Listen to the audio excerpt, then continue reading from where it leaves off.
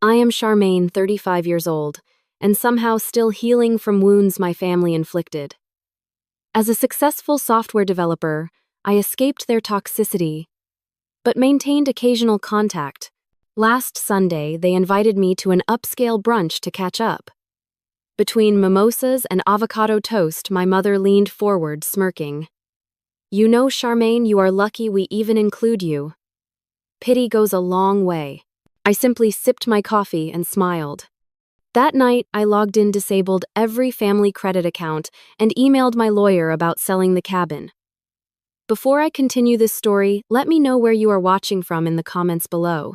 Hit like and subscribe if you have ever had to stand up to family who underestimated your worth. Growing up in Fairfield, Connecticut meant privilege to outsiders, but inside our sprawling colonial home, emotional coldness permeated every corner. Our 4-bedroom house, with its manicured lawn and heated swimming pool, was a fortress of expectations I could never quite meet. My childhood bedroom, painted pale blue at my mother Elaine's insistence, despite my preference for green, became my sanctuary and prison. From elementary school through high school, I maintained straight A's, joined honor societies, and captained the debate team. Yet my achievements collected dust while my brother Nathan received lavish praise for his mediocre baseball performance and average grades. At my high school graduation, where I delivered the valedictorian speech, my father Richard checked his BlackBerry throughout, and my mother later complained that my dress looked department store. "We expect excellence from you, Charmaine," my father would say dismissively whenever I showed him a perfect report card or academic award. "Nathan needs more encouragement. He is not naturally gifted like you." This backhanded compliment became their justification for emotional neglect. Our family wealth came from Richard Wilson Enterprises, a commercial real estate development company my father built from scratch in the 80s. By the time I was 10, the company owned shopping centers across 3 states. My mother, a former beauty queen from Virginia, dedicated herself to climbing social ladders. She served on charity boards not from compassion but for connections, and hosted dinner parties where I was showcased briefly like an exotic pet before being sent upstairs. The family cabin in Vermont represented our public image of wholesome togetherness. Nestled on Lake Champlain with 6 bedrooms and a private dock, it appeared in our Christmas cards and family legend as a place of happiness. In reality, weekends there meant my father working remotely, my mother planning social events on the phone, and Nathan playing video games while I read alone on the dock. One Thanksgiving when I was 12, I overheard my mother telling her sister on the phone, "Of course Charmaine is smart, but she lacks social graces. Nathan has that natural charm people gravitate toward." I stopped entering rooms after that without announcing myself first. When I received a full scholarship to MIT for computer science, my parents seemed almost disappointed. "We could have paid," my father said, as though my achievement diminished their importance. Nathan attended Boston College with mediocre grades, and our parents paid every expense plus an apartment off campus. During college, I developed financial acumen alongside my programming skills. I created a stock prediction algorithm for a class project that caught the attention of investment firms. By graduation, I had turned my scholarship, living stipend, into a modest investment portfolio through careful market plays. Ironically, this financial insight led to my complex entanglement with family money. After Nathan lost $40,000 in a single weekend trading penny stocks without research, my father asked me to keep an eye on things. This vague request evolved into me becoming the unofficial family financial advisor by my late 20s. I established trusts, managed investment accounts, optimized their tax strategies, and digitized their entire financial infrastructure. I automated bill payments for their properties, created secure access systems for their accounts, and built redundancies that only I fully understood, all while building my own career at a financial software firm where I eventually became senior developer. My own apartment in Cambridge remained deliberately modest despite my growing personal wealth. A 2-bedroom condo with industrial-style furnishings and walls lined with books became my true home. There, friends like Sophia and Jordan, who knew my real self, would gather for wine nights and honest conversations. In this chosen family, I found genuine connections my biological family never provided. Yet, I maintained contact with my parents and brother out of some stubborn hope that eventually they would see me. Really see me. Each birthday dinner, holiday gathering, and family event reopened wounds that never fully healed. I kept returning, managing their money, offering expertise they simultaneously relied on and dismissed. Charmaine has her little computer job, my mother would tell her friends at charity galas where I occasionally appeared. We are so proud she found something that suits her analytical mind. She would pat my hand while delivering these diminishing comments, making any objections seem oversensitive. My father maintained emotional distance through work obsession. His rare direct communications came through texts, asking for financial guidance or help with technological issues. Nathan, following the path cleared for him, joined our father in business despite lacking aptitude. His position as Vice President of Development existed in title only while junior employees handled his responsibilities. The irony never escaped me that despite being treated as insignificant, I controlled the digital infrastructure of their financial lives. Every password, every account access point, every automatic payment flowed through systems I created and maintained. They required my expertise while pretending it was trivial. This contradiction created an unsustainable tension that had been building for years before that fateful brunch. The invitation came through text message on a Wednesday afternoon while I was debugging code at work. Family brunch Sunday at Maison Bleu, 11 a.m. Your presence expected. No. Please, no question mark. My mother always communicated in imperatives when it came to family appearances. What she did not know was that I had recently discovered concerning transactions while performing routine maintenance on the family accounts. Nathan had withdrawn increasing amounts from his trust fund, with nearly $80,000 disappearing over 2 months. The transactions originated from ATMs near Mohegan Sun Casino in Connecticut. I had quietly investigated, discovering he had opened secret credit cards with astronomical balances. His gambling addiction explained his recent jittery behavior and constant requests for temporary loans from our parents. They remained oblivious, attributing his cash requests to his recent divorce settlement with his ex-wife, Vanessa. This discovery put me in an uncomfortable position. Revealing his addiction would cause family chaos, yet concealing it made me complicit. Additionally, my parents had recently decided to renovate the Vermont cabin without consulting me, despite my part ownership inherited from my grandmother. The renovation plans eliminated the library she had specifically designated for me in her will. These tensions simmered as I reluctantly agreed to brunch. Saturday night before the meeting, I prepared myself meticulously. I selected a charcoal gray sheath dress, conservative yet expensive enough to withstand my mother's scrutiny. I rehearsed neutral topics of conversation and set mental boundaries about what information I would share about my personal life. Sunday morning arrived with spring sunshine that belied my internal weather. I drove my modest Audi to Maison Bleu, an overpriced French bistro. My mother selected for its visibility among her social circle. The restaurant occupied prime real estate in Boston's Back Bay, with expansive windows allowing patrons to see and be seen. I arrived precisely on time to find my family already seated. My father looked distinguished in his tailored navy suit, silver hair, perfectly coiffed. My mother wore her signature pearls with an ivory linen dress, her blonde highlights freshly done. Nathan appeared haggard despite his expensive clothes, with shadows under his eyes and a slight tremor in his hands as he checked his phone constantly. Charmaine, darling, 15 minutes early is on time, my mother said as I sat down, though I was exactly on time. This passive-aggressive greeting set the tone. The waiter approached immediately. Welcome to Maison Bleu. May I start you with beverages? Mimosas for the table, my father declared without consultation. Charmaine will have coffee. Black. She avoids alcohol because of her migraines. This was untrue. I avoided alcohol around them because I needed full faculties to navigate their dynamics. Actually, I will have a sparkling water with lemon and coffee, I corrected quietly. My mother sighed dramatically, always the difficult one. Around us, other families engaged in genuine conversation. A father at the next table listened attentively to his teenage daughter. An elderly couple held hands across their table. These glimpses of authentic connection highlighted the performative nature of our gathering. The waiter returned with drinks, taking our breakfast orders. My mother criticized my choice of avocado toast as predictable, while praising Nathan for selecting steak and eggs, despite his obvious hangover. "How is the programming job?" my father asked, glancing at his watch. "Software development," I corrected gently.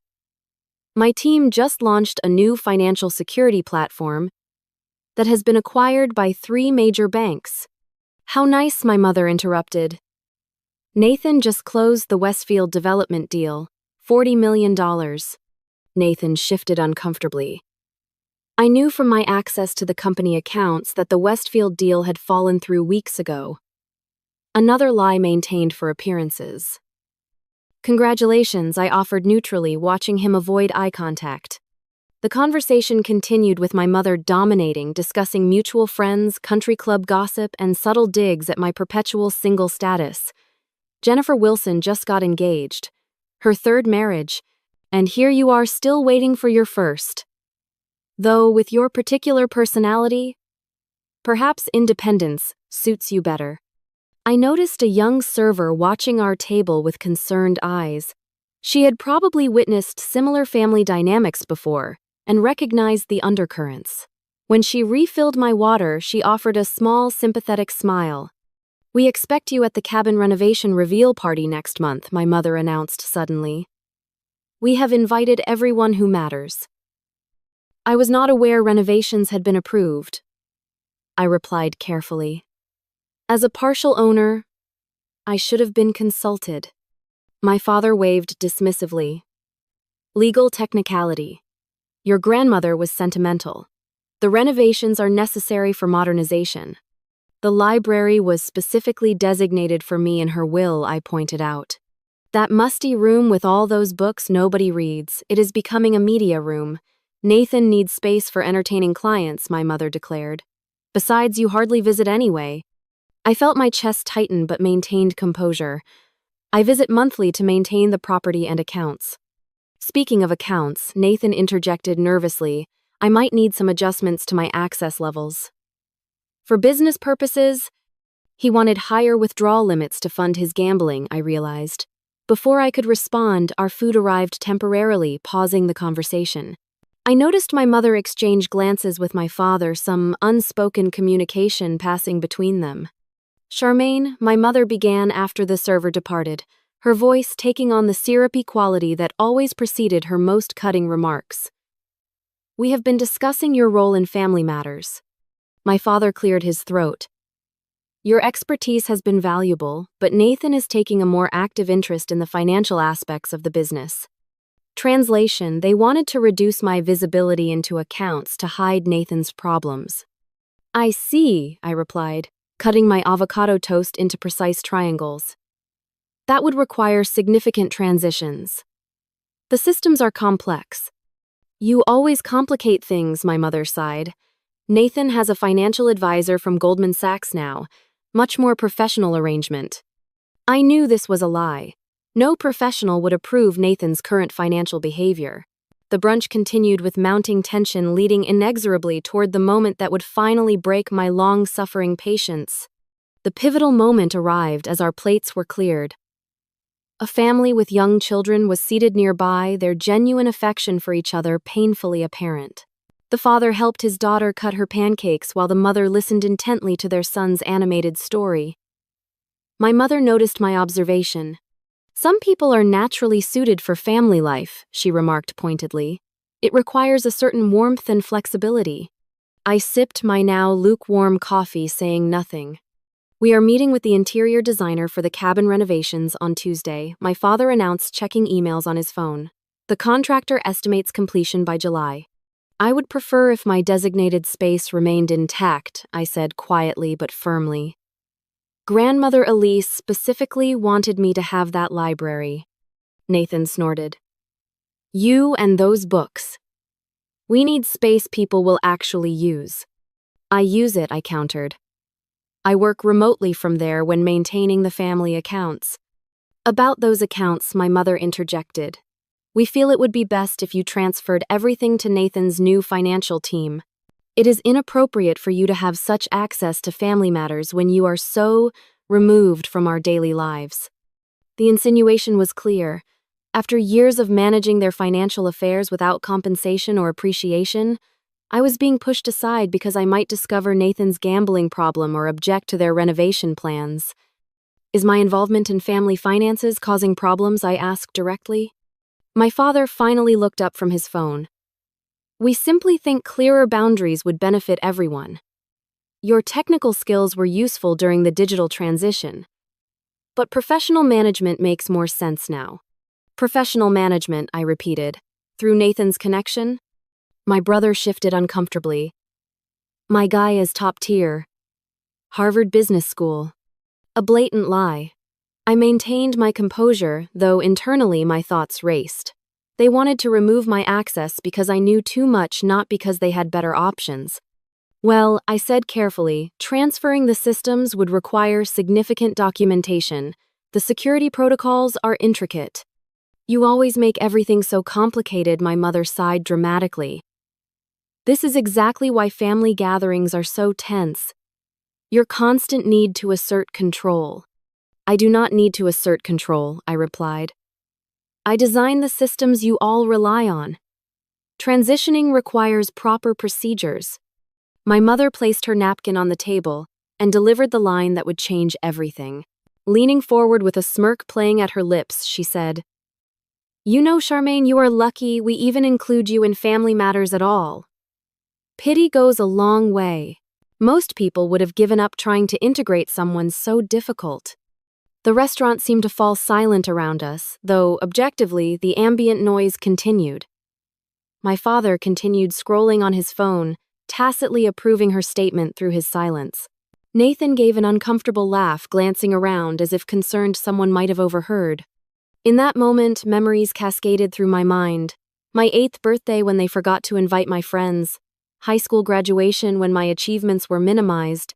College move-in day when they dropped me off early to attend Nathan's baseball game. Year after year of subtle and overt messages that I was an obligation, not a beloved family member. Externally, I remained calm. I slowly placed my coffee cup on its saucer, feeling the cool ceramic against my fingertips. I straightened my napkin precisely on my lap. When I finally looked up, I smiled. Thank you for your honesty, Mother, I said, my voice steady, despite the earthquake happening within me. She seemed momentarily disoriented by my calm response. She had expected tears or anger or defensive arguments. My composed acknowledgement left her without a follow-up script. Well, she finally said, I am simply being truthful. Family harmony requires accepting one's place. Indeed it does, I agreed, maintaining eye contact until she looked away first. The remainder of brunch proceeded with tense small talk. My father discussed stock market trends without recognizing the irony that his knowledge came from reports I had prepared. Nathan checked his phone repeatedly, likely monitoring sports betting odds. My mother commented on the attire of other patrons, finding flaws in everyone. I observed them as if from a great distance. The subtle family dynamics were so clear now. My father using work to avoid emotional engagement. My mother weaponizing social expectations to maintain control. Nathan enabled and coddled until he became entitled and irresponsible. And me, the competent one, simultaneously relied upon and diminished. The couple at the next table paid their bill and departed, the husband helping his wife with her coat in a gesture of genuine care. The contrast with my own family was stark and painful. What would it be like to be valued simply for existing, not for what services I could provide? When the check arrived, my father handed over his platinum card without glancing at the total. This card was connected to accounts I had established and maintained. The irony was not lost on me. We expect you Tuesday for the design meeting, my mother stated as we prepared to leave. Not a request, but a command. I will check my schedule, I replied noncommittally. Your work can surely spare you for family priorities, she pressed. I smiled again, the decision crystallizing within me. Family priorities. Yes, those are important to consider. We exited the restaurant together, maintaining the appearance of a unified family. My father immediately took a business call. My mother air kissed my cheek without making contact. Nathan asked if he could borrow $5,000 until Friday, confirming my suspicions about his gambling debts. I will see what I can do, I replied, knowing already what my answer would be. As I walked to my car alone, the spring sunshine felt different somehow. The weight I had carried for decades pressed down unbearably, but beneath it, a small seed of resolve had taken root. My mother's cruel words echoed, but now they felt like permission rather than punishment. If pity was the only reason for my inclusion, then perhaps it was time to remove myself from the equation entirely. And in doing so, I would finally establish the boundaries I had failed to create for 35 years. The 20-minute drive from Maison Bleu to my Cambridge apartment passed in a blur. Once inside my home, I methodically hung up my coat, placed my keys in their designated bowl, and walked to my home office. Only then, surrounded by my books and achievements, did I allow the emotional dam to break. Tears came silently at first, then in heaving sobs that bent me forward in my ergonomic desk chair. You are lucky we even include you. The words replayed in an endless loop. 35 years of seeking approval from people constitutionally incapable of giving it.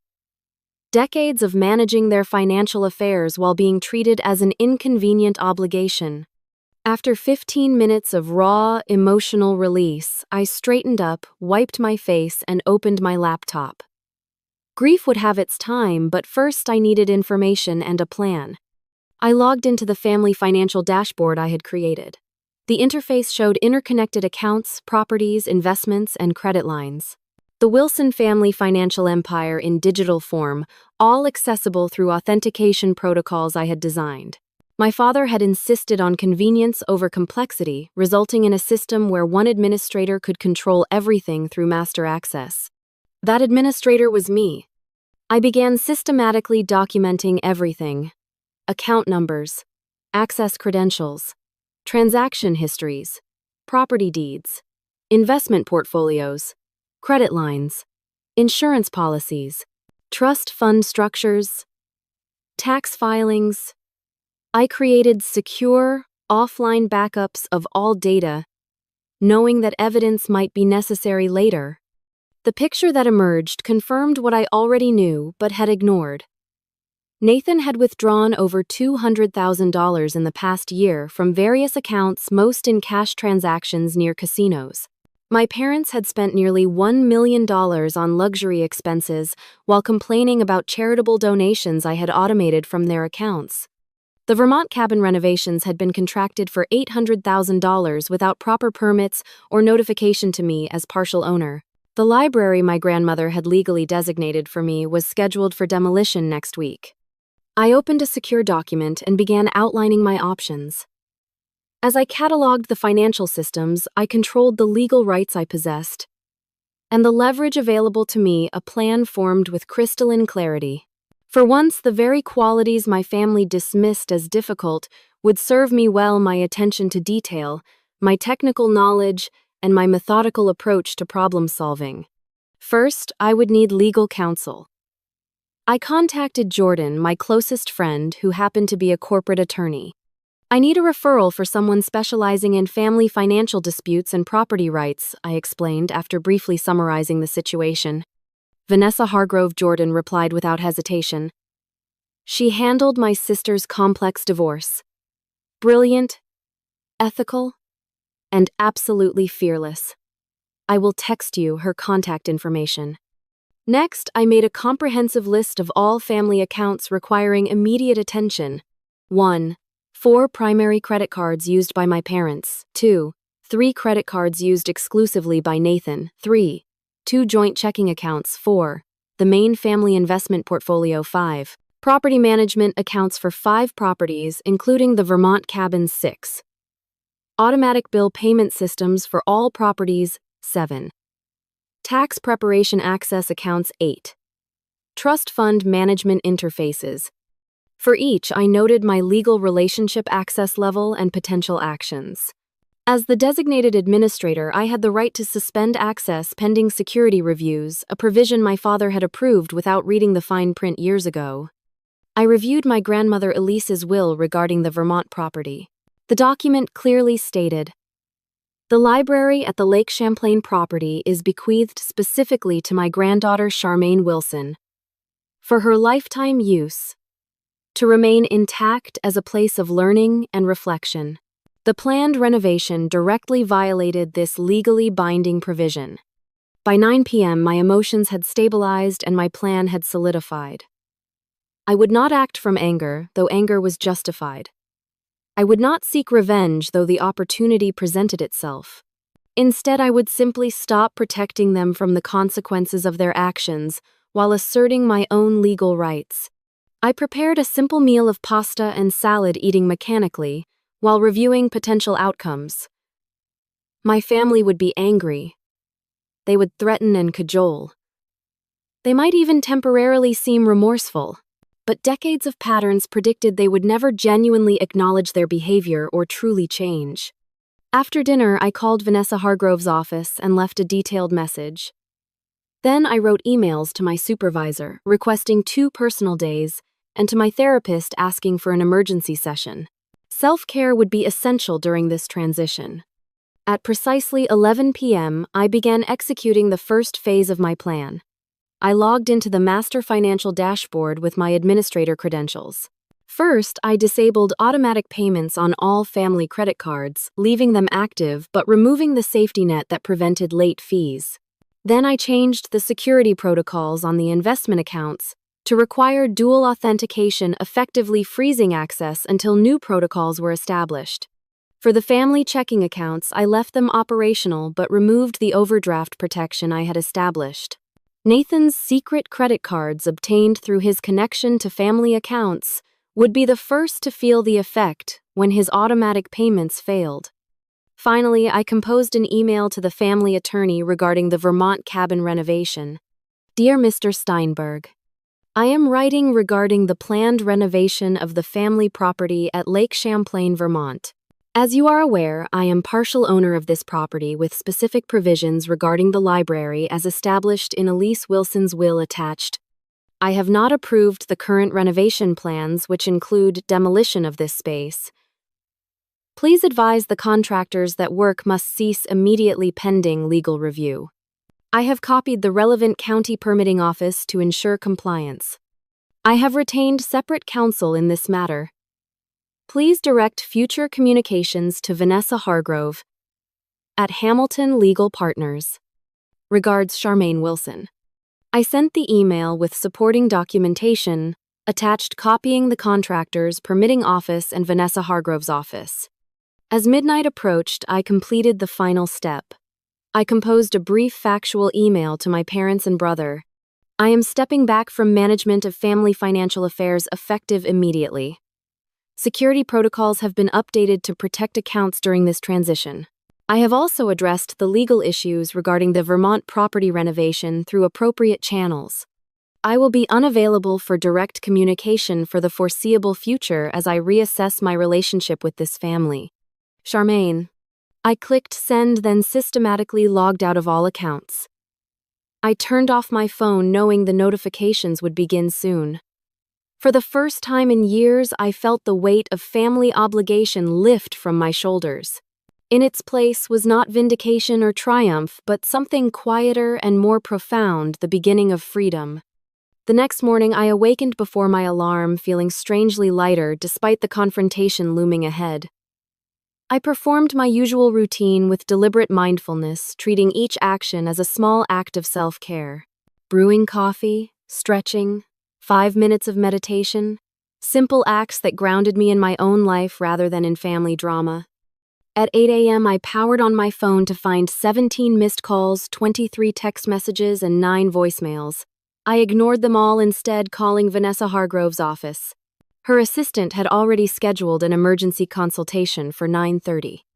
I will need all documentation regarding property ownership, financial systems, access agreements, and any written communications about the renovation, the assistant advised. Already compiled, I assured her, having spent the early morning hours organizing digital files. Before leaving for the appointment, I took additional security measures. I changed all my personal passwords, removed family members from my emergency contacts, and activated enhanced security on my personal accounts. I also withdrew $4,000 in cash from my personal savings, knowing that financial warfare might escalate quickly. Vanessa Hargrove's office occupied the 14th floor of a sleek downtown building. The attorney herself projected composed confidence, her gray suit impeccably tailored, her handshake firm. "Jordan speaks highly of you," she said, gesturing me to a seat. "He mentioned this involves complex family financial entanglements and property disputes." For the next hour, I outlined the situation with clinical precision, providing documentation for each claim. Vanessa asked incisive questions, taking meticulous notes. "Based on these documents, your position is legally sound," she concluded.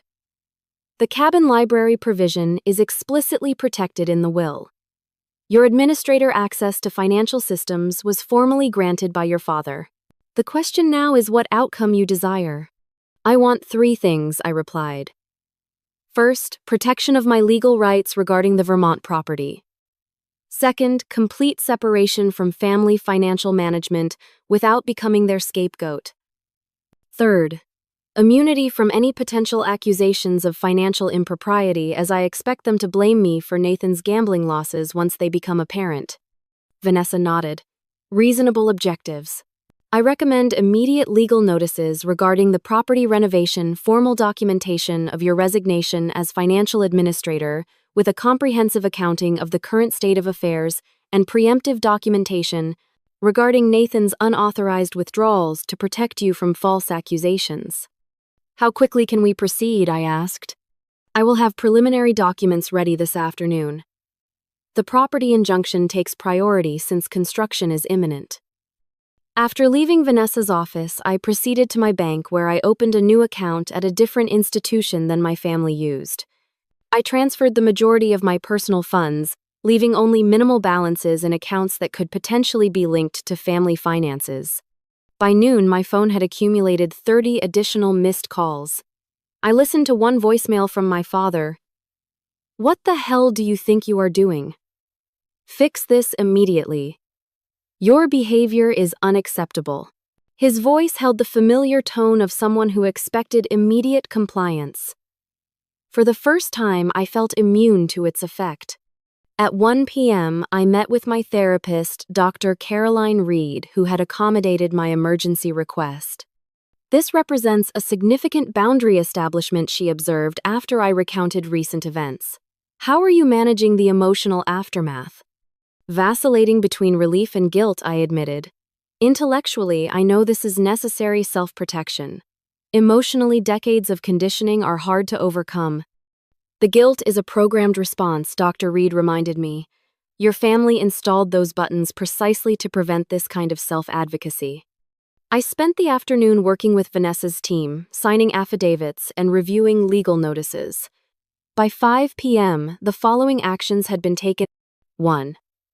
Emergency injunction filed against the Vermont cabin renovations based on will provisions. 2.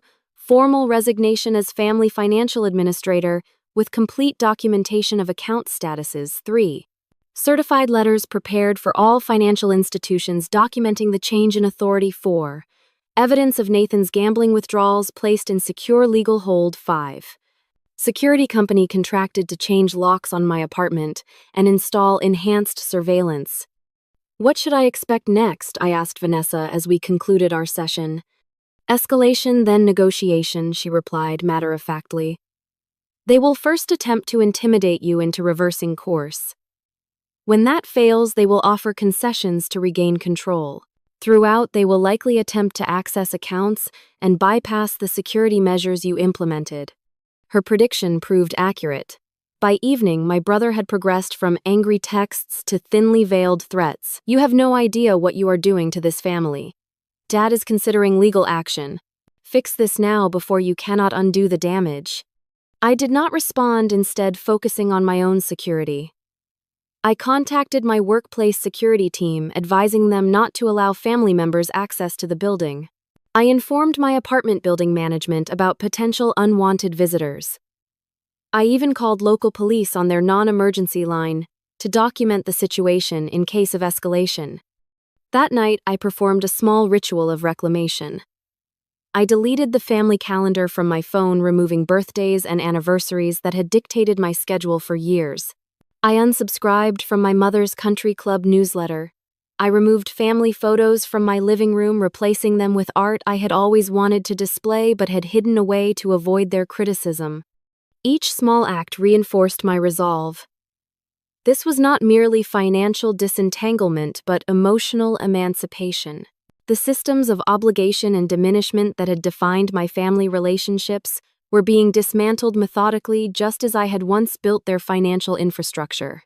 The next morning brought the first serious consequence. Nathan called from a new number I had not blocked.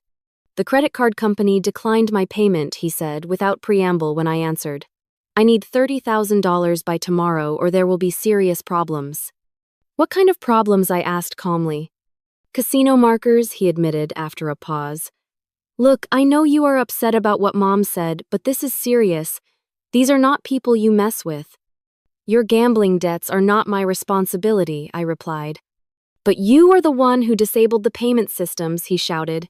You did this on purpose. I resigned as administrator after being told my involvement was no longer wanted. I responded evenly. The transition has consequences. Dad is furious. He cannot access the investment accounts. Mr. Phillips at First National Bank can help him establish new security protocols. I provided complete documentation in my resignation letter. This is not a game, Charmaine, Nathan warned. You are destroying the family. The family was destroying me, I replied, then ended the call. Within the hour, my father attempted similar tactics through his attorney, who called Vanessa directly. She later reported that they demanded immediate restoration of all access in exchange for discussing my concerns about the cabin renovation. I advised them that access protocols were changed as part of your formal resignation from financial management duties, with complete documentation provided for continuity, Vanessa explained. Regarding the cabin, I informed them that construction must cease immediately pursuant to the injunction which has already been served to the contractors. By the third day, the initial shock tactics gave way to the predicted negotiation phase. My mother sent an email with a very uncharacteristic apology. Perhaps my words at brunch were hasty. Family disagreements are normal, but should be resolved within the family. Please call so we can discuss restoring the accounts and moving forward together. I forwarded it to Dr. Reed, who responded, classic minimization and attempt to re-establish control.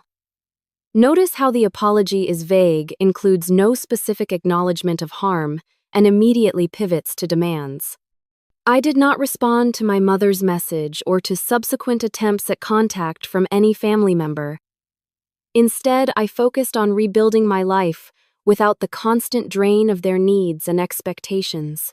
Each day, without managing their finances or absorbing their criticism, felt like recovering from a long illness strength, returning gradually but steadily. The first month after what I now called the brunch incident passed in a blur of legal proceedings, financial disentanglements, and personal recalibration. My family cycled through predictable stages: anger, threats, bargaining, and finally strategic reconciliation attempts. Nathan was hit hardest by the immediate consequences. Without access to family funds, his gambling debts came due with no safety net. According to mutual acquaintances, he was forced to sell his luxury condo and move into a modest apartment. His Mercedes was repossessed after 3 missed payments. The casino markers required intervention from my father, who reportedly paid over $100,000 to prevent more serious consequences. My parents faced their own adjustments. The credit card suspensions resulted in embarrassing, declined transactions at social events. My father had to personally contact financial institutions to establish new access protocols, a task he had always delegated. My mother found herself without automated payments for her country club membership, resulting in a late fee and temporary suspension of privileges. The Vermont cabin renovation became a legal battle that quickly expanded beyond the library.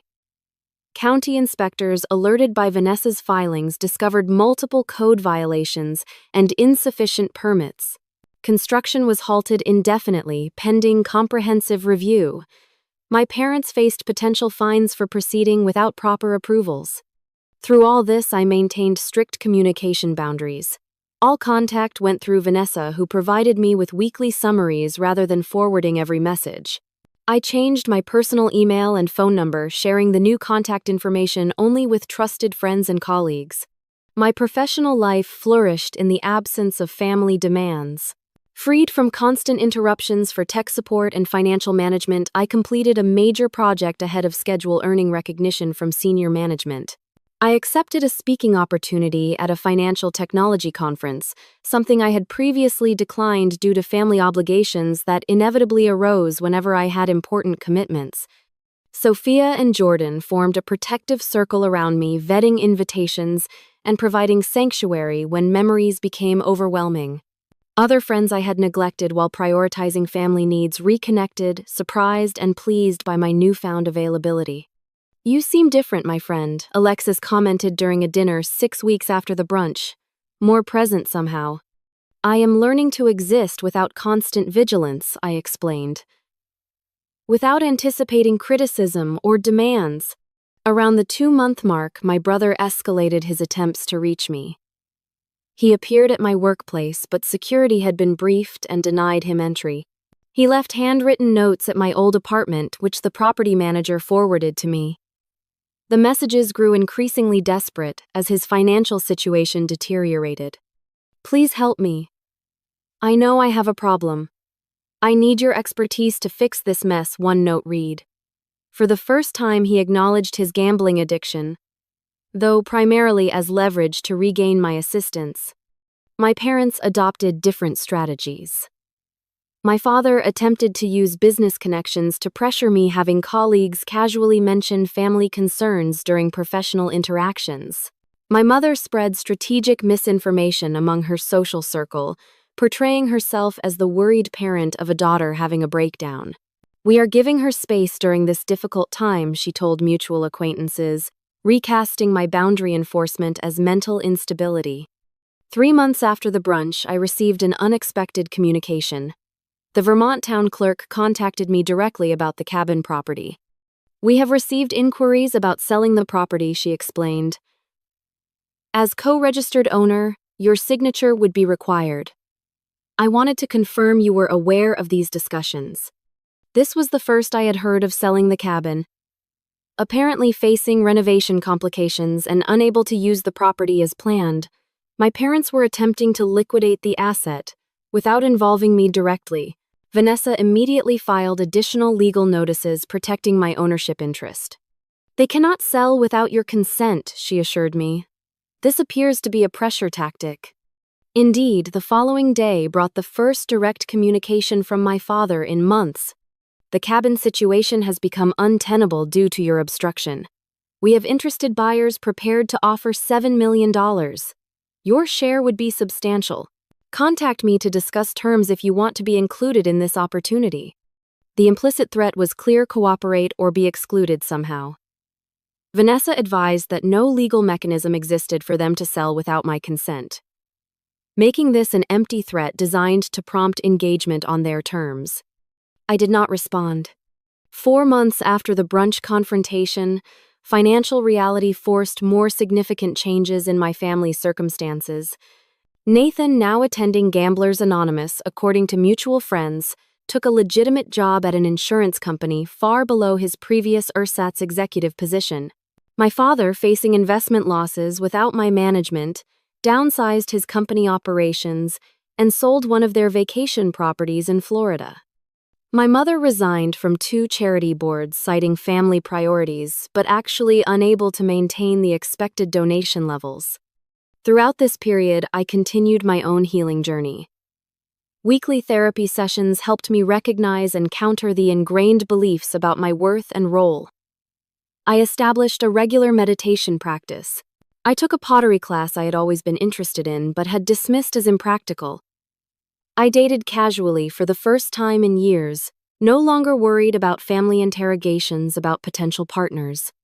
5 months into this new reality, my mother attempted a different approach.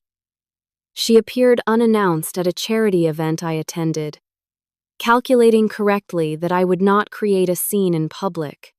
"You look well," she said, intercepting me near the restrooms. She had lost weight, and her designer outfit seemed last season rather than her usual cutting-edge style. "Thank you," I replied neutrally. "I need to return to my table." "This separation has gone on long enough," she continued as if I had not spoken. "Your father and I are prepared to forget recent unpleasantness. Nathan is doing better. The family needs to reunite." "I am not available for that discussion," I stated calmly. "We are still your family," she insisted, a familiar edge entering her voice. "You cannot simply erase 35 years of history." "I am not erasing history," I replied. "I am honoring it by finally responding appropriately to it." I walked away before she could respond, rejoining my friends at our table. Later I learned she had left the event immediately after our encounter. The 6th month brought an unexpected development. Nathan contacted Vanessa directly requesting a mediated meeting without our parents involved. After consultation with Dr. Reed, I cautiously agreed to a short meeting at Vanessa's office with specific parameters established in advance. Nathan arrived looking substantially different than the polished executive image he had previously maintained. His designer clothes were replaced by department store business, casual. The expensive watch was gone. Most notably, the entitled confidence had vanished from his demeanor.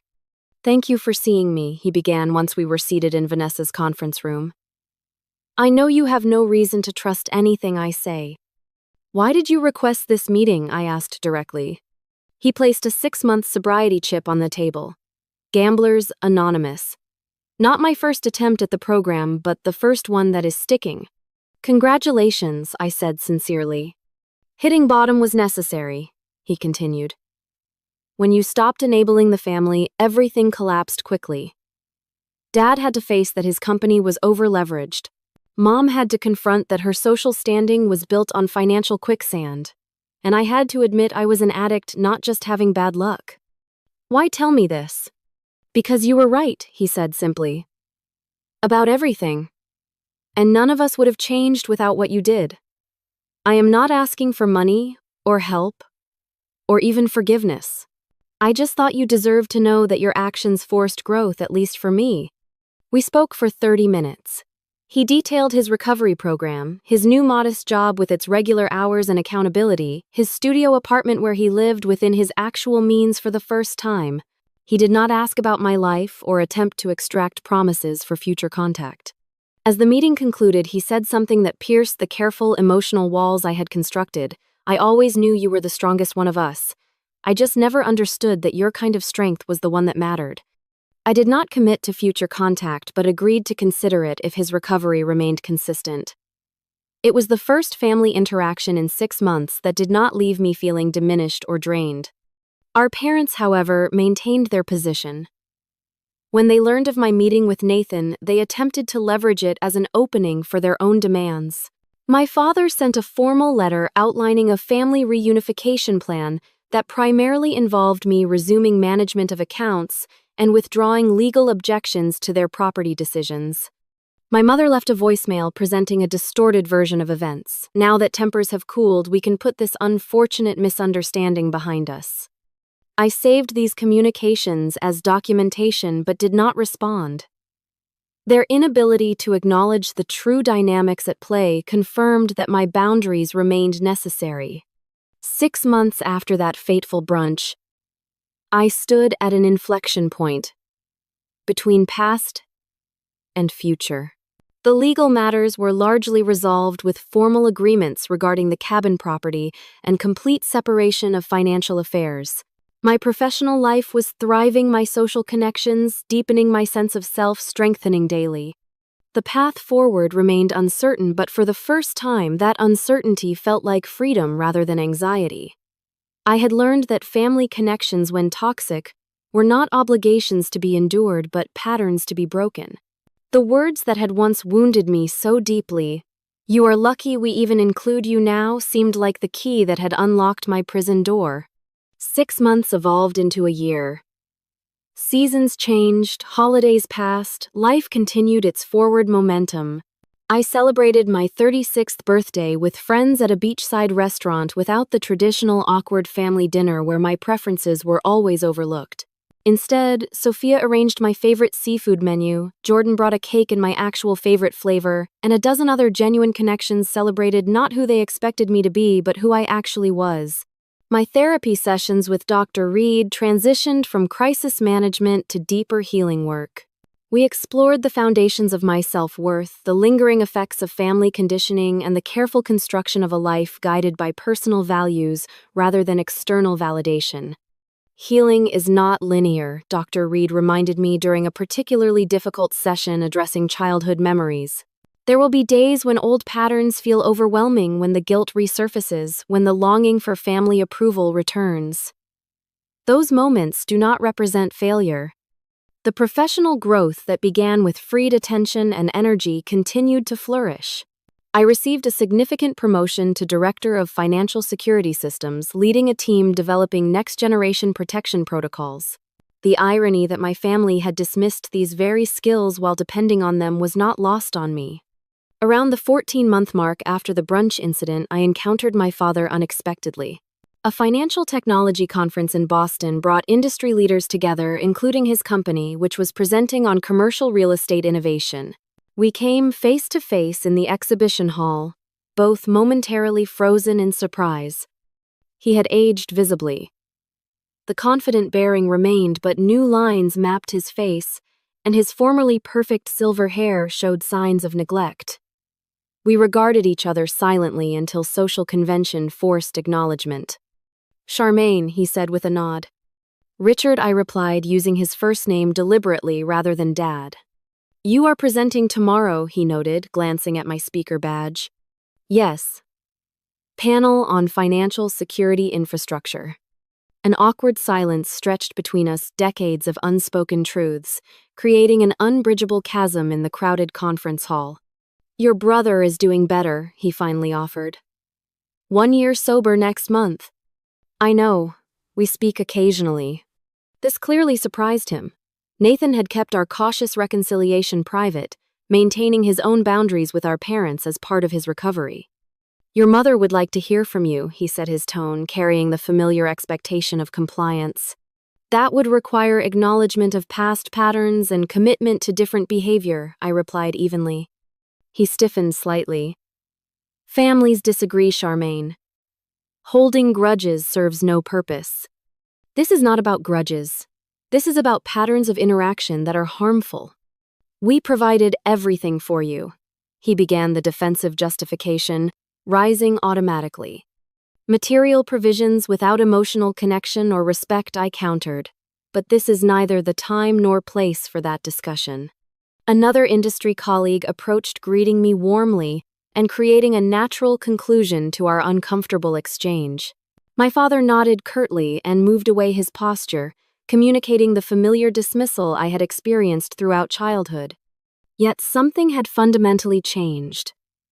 His disapproval no longer triggered anxiety or inadequacy.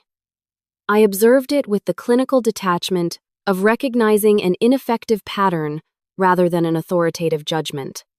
The Vermont cabin situation resolved through legal channels eventually. Unable to renovate as planned due to permit issues and my protected interest in the library, my parents ultimately proposed a buyout of my ownership share. After careful consideration and consultation with Vanessa, I agreed to fair market terms that recognized both my inheritance rights and the property's appreciated value. I used part of the proceeds to purchase a small waterfront cottage on a quiet lake in New Hampshire. The property featured a wall of windows overlooking the water and ample built-in bookshelves throughout. It became my weekend sanctuary, the place where I could hear myself think without the echoes of family criticism. My relationship with Nathan evolved gradually through careful, boundaried interaction. Our monthly coffee meetings provided space for authentic connection without the distorting presence of our parents. He maintained his sobriety, worked his program faithfully, and slowly rebuilt his life on a foundation of accountability rather than entitlement. "I dream about gambling almost every night," he confessed during one meeting. My therapist says that is normal, that the neural pathways take years to reform. What helps when the urges come? I asked. Remembering the consequences. Not just financial, but who I became when I was using. The lies, the manipulation, the person I do not want to be again. This level of self-awareness represented profound change. While our relationship would never be uncomplicated, it contained growing elements of mutual respect, previously absent. My mother proved less capable of evolution.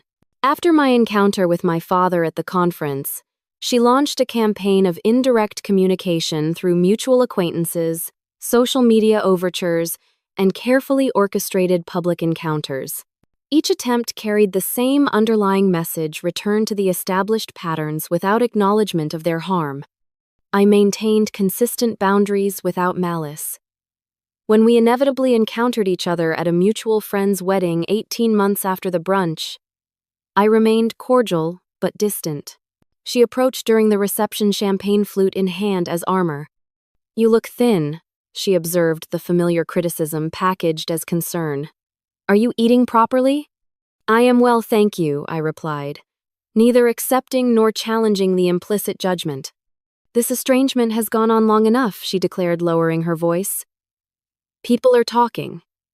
It reflects poorly on the family." The reference to appearances rather than relationship confirmed nothing fundamental had changed. "I am not estranged," I corrected calmly. "I am establishing healthy interaction patterns." By cutting off your own mother, her voice carried the wounded tone she had perfected over decades. By requiring mutual respect as a condition of close relationship, I clarified. She shook her head slightly, unable to process a paradigm where her behavior, not my reaction to it, created the current reality. "You always were difficult," she sighed, falling back on the familiar narrative.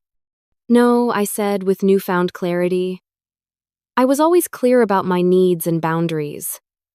That clarity was labeled difficult because it did not serve others' preferences." Our interaction ended shortly after with neither resolution nor escalation. Like my encounter with my father, it confirmed that while people can change, not everyone chooses to. Some remain committed to narratives that preserve their position regardless of the relationship cost. 2 years after the brunch that catalyzed transformation, I sat on the dock at my New Hampshire cottage watching sunset paint the lake in gold and crimson. A journal rested in my lap, its pages filled with reflections on the journey from that momentous Sunday to the present. The healing process had been neither linear nor simple. Certain dates still triggered emotional echoes. Holidays carried complicated memories. Dreams sometimes replayed old family dynamics with painful clarity. Yet the overwhelming trajectory pointed toward wholeness rather than fragmentation, growth rather than stagnation. I had learned crucial lessons through this painful but necessary separation. True family is defined by mutual respect and care, not biological connection or obligation. The chosen family I had built around me demonstrated this daily through authentic interaction. Boundaries are not punishments, but essential elements of healthy relationships. By establishing and maintaining clear expectations about treatment, I had created space for genuine connection where possible and protection where necessary. Financial entanglement often masks emotional manipulation. The appearance of generosity through material provision while withholding emotional support creates toxic dependency. True independence requires both material and emotional autonomy. Healing begins with acknowledging reality, rather than preserving comfortable illusions. By naming the dynamic accurately, "You are lucky we even include you," I had been able to respond appropriately rather than continuing patterns of diminishment. Most importantly, I had learned that self-worth cannot be externally validated. The approval I had sought for decades could never have fulfilled its promise because it was conditional on my utility rather than my inherent value. True security came from within, from living authentically aligned with personal values rather than external expectations. As darkness settled over the lake, I closed my journal and watched stars emerge in the clear northern sky. The future remained unwritten. Perhaps continued healing would eventually allow new forms of family relationship based on mutual respect rather than historical patterns. Perhaps some connections would remain necessarily distant for emotional health. Either outcome represented success rather than failure, because both honored authentic needs rather than obligatory roles. The journey from that brunch table to this peaceful evening had been arduous but necessary. The words that once wounded me now seemed like the catalyst for liberation, the moment when denial could no longer sustain itself against obvious truth. In acknowledging that I was included out of pity, my mother had inadvertently released me from seeking inclusion on such harmful terms. Have you ever had to set boundaries with someone you loved even when it was painful? Have you found your own voice after years of being diminished? The journey to self-worth is rarely easy, but always necessary. Share your story in the comments, and remember to like and subscribe if this resonated with you. Thank you for listening to my journey, and may you find the courage to honor your own truth, whatever that may require.